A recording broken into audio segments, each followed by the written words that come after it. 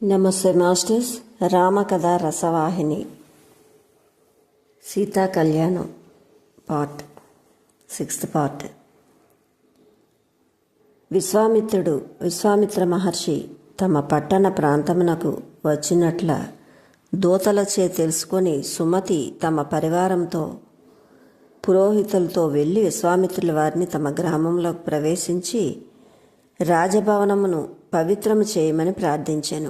విశ్వామిత్రుడు కూడాను ఆనందించి కుశల ప్రశ్నలు చేశాను. ఇరువురు కొంత తడువు పురక్షేమములు మాట్లాడిన తరువాత రామలక్ష్మణుని చూసి, సుమతి ఈ సింహపు పిల్లలు ఎవరై ఉందరు అని విశ్వామిత్రుల వారిని ప్రశ్నించాను.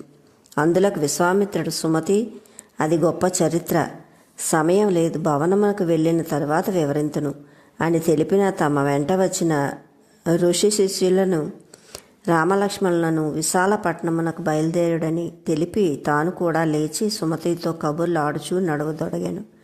పురములో ప్రవేశించగానే మంగళ వాయిద్యములు మోగెను. బ్రాహ్మణులు స్వస్తి వాచకములు పలికిరి. విశాలపురము రాజభవనమును వారు ప్రవేశించిరి. ఆనాడు సుమతి గావించిన విందును ఆరగించి అక్కడ చేరిన పండితులతోనూ బంధుమిత్రులతోనూ రామలక్ష్మణులను గూర్చి, సిద్ధాశ్రమంలో తాను గావించిన యజ్ఞమును గూర్చి, దాన్ని రక్షించిన విధానము గూర్చి విశ్వామిత్రుడు విపులముగా తెలుపగా, ఆశ్చర్యకరమైన శక్తి సామర్థ్యములు గల బాలల చరిత్రను విని చేరిన వాళ్ళందరూ అమితానందంతో రామలక్ష్మణుల వైపు చూచుచూ సాక్షాత్కరించిన నరనారాయణులా అన్నట్టు భావించి అందరూ నమస్కరించరి. అప్పటికే ప్రొద్దు కావచ్చుట చేత విశ్వామిత్రులకు నమస్కరించి రామలక్ష్మణుల విశ్రాంతి తీసుకున్నటకై వారికి ప్రత్యేకంగా అమర్చిన విడిది గృహములకు వెళ్ళిరి. తెల్లవారుగానే స్నాన సంధ్యాదులు గావించి విశ్వామిత్రుల చెంతకు సకాలమునకు చేరిరి. అక్కడ సుమతికి కృతజ్ఞతలు తెలిపి మిథిలాపురికి బయలుదేరి సుమతి కొంత దూరం వారలతో వచ్చి వీడ్కోలు ఒసగి తిరిగి వెళ్ళిపోయాను. విశ్వామిత్రుడు శిష్య బృందంతో రామలక్ష్మణులతో నడుచుచూ మధ్యాహ్నమునకు ఒక సుందరమైన వనమునకు చేరను. అది పూర్వం ఎంతో అందంగా ఉండినట్ల కొన్ని శిథిలమైన పర్ణశాలలు, యజ్ఞయాగాదులు చేయనట్టి 6 హోమగుండములు రాముని కంటపడెను.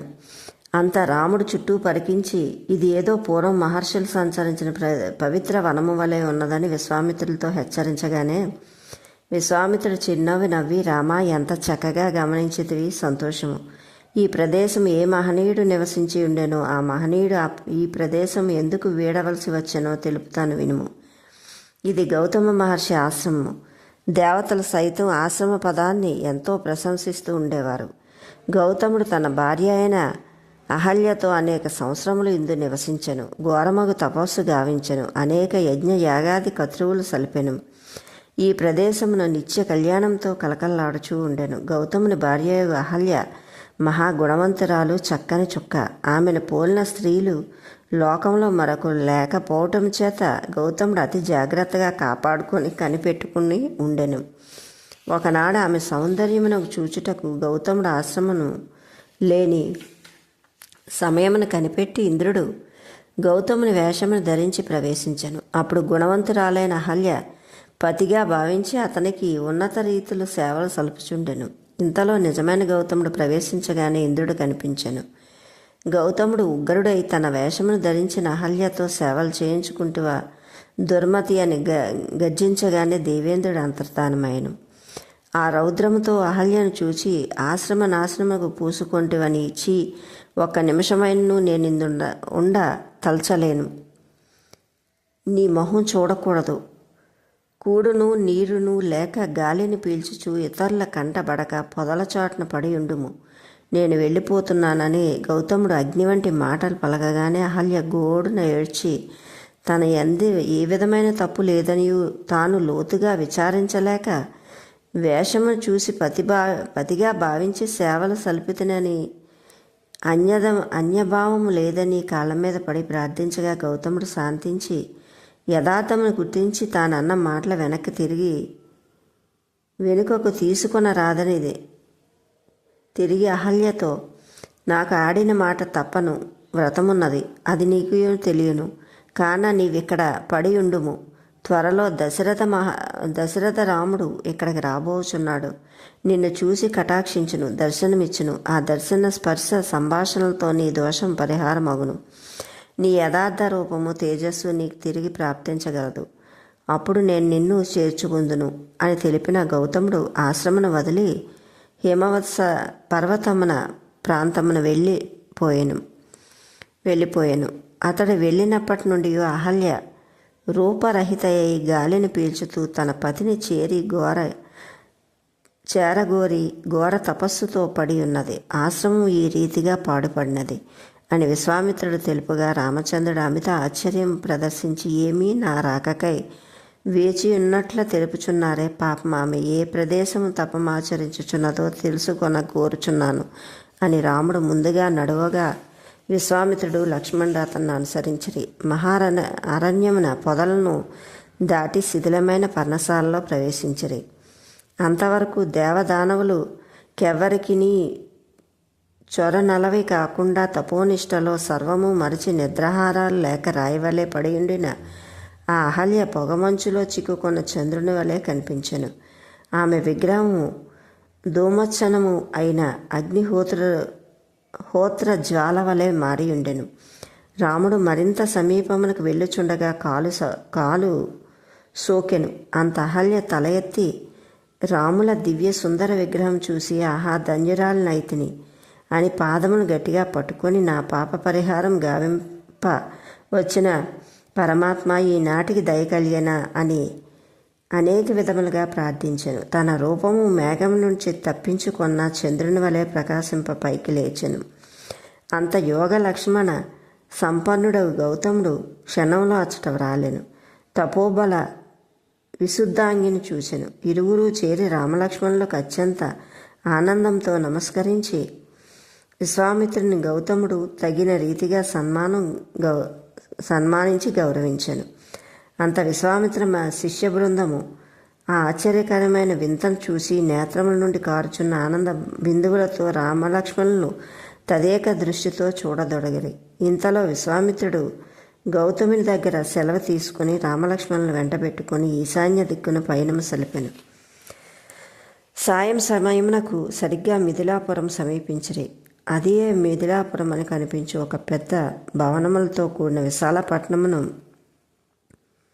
విశ్వామిత్రుడు రామలక్ష్మణులు చూపగానే రామలక్ష్మణులు ఋషి శిష్యులు పట్టరాని ఆనందంతో గంతులు వేసిరి. నడక మరింత తీవ్రగతిని చెందెను. దేహంలే మరచిరా అన్నట్టు పూల చెండ్ల వలె కదిలిపోయిరి. మిథిలాపుర సింహద్వారం చేరిరి.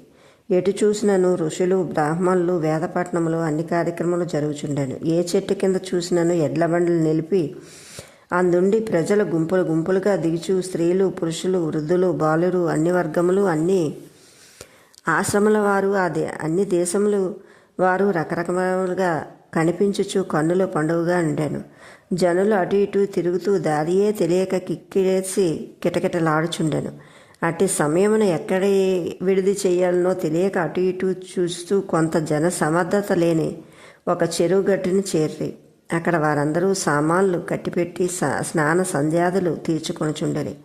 యజ్ఞ సమయమున ఆహ్వానము గావించిన వారు ఎవరైనా వత్తురేమో అని ఎక్కడి నుంచైనా వచ్చినదియు, వారు ఏ ఆశ్రమం చెందినదియు వారి నామధేయములు విచారించి వార్తలను రాజుకు అందించుచుండరి. ఈ లోపల ఈ చుక్కల వంటి పిల్లలతో, సింహాల వంటి దృఢకాయాలతో మహా తేజోవంతుడైన విశ్వామిత్రుడు స్నానం చేసి సంధ్యాది కార్యక్రమంలో సక్రమంగా ఆచరించి చెరువుగట్టుపై కూర్చొని మిథిల వైభవమును గూర్చి చెప్పుచుండ రామలక్ష్మణులు ఋషి పుంగవులు వినుచుండేది.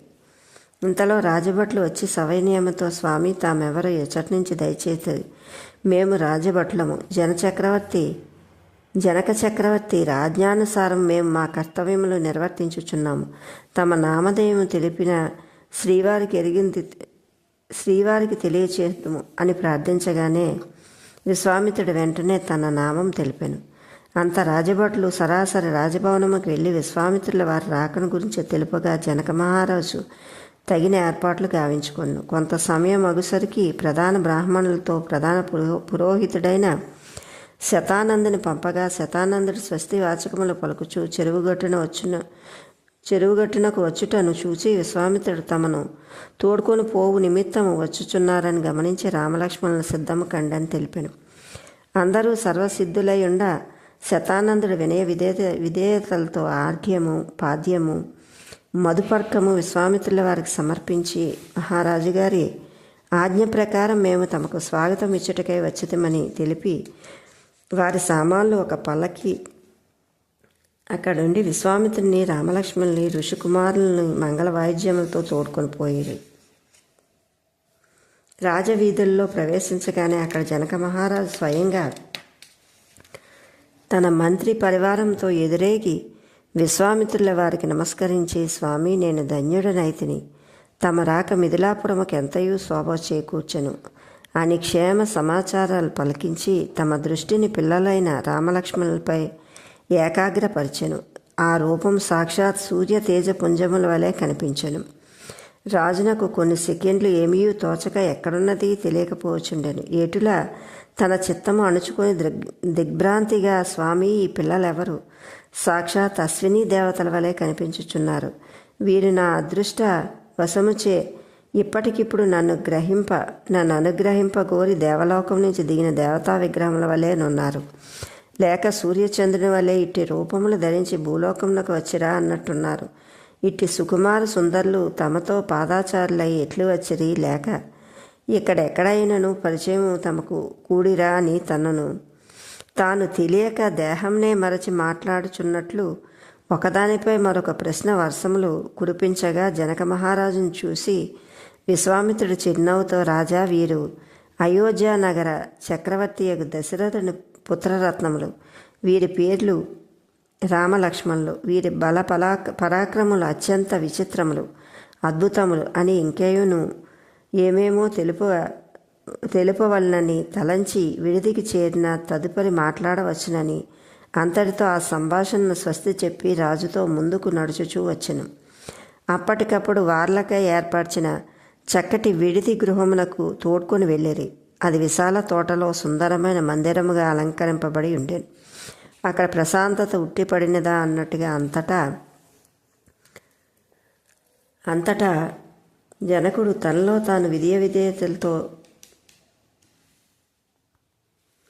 అంతటా నిశ్శబ్దమైనదై ఉండెను. అది రాజభవనములకు అతి సమీపమునుండుట చేత వారలను అక్కడ చేర్చి జనక మహారాజు విశ్వామిత్రుల వారికి సాష్టాంగ నమస్కారం గావించి, తమ రాక రాజునకు ఎంతటి బలము ఆనందమును అందించినదియు, ఎన్ని జన్మల పుణ్యఫలమో తమకట్టి భాగ్యం కలిగించినదని కృతజ్ఞతలు తెలిపి రాజు విశ్వామిత్రుల చెంత సెలవు తీసుకుని వెళ్ళుచు, స్వామి, యజ్ఞం ఇంకను 12 దినములు పట్టునని ఋతిక్కులు చెప్పుచున్నారు. కాన తమరు ఈ 12 దినముల కాలము మిథిలయందే ఉండి అనుగ్రహించ వేడుచున్నానని ప్రార్థించెను.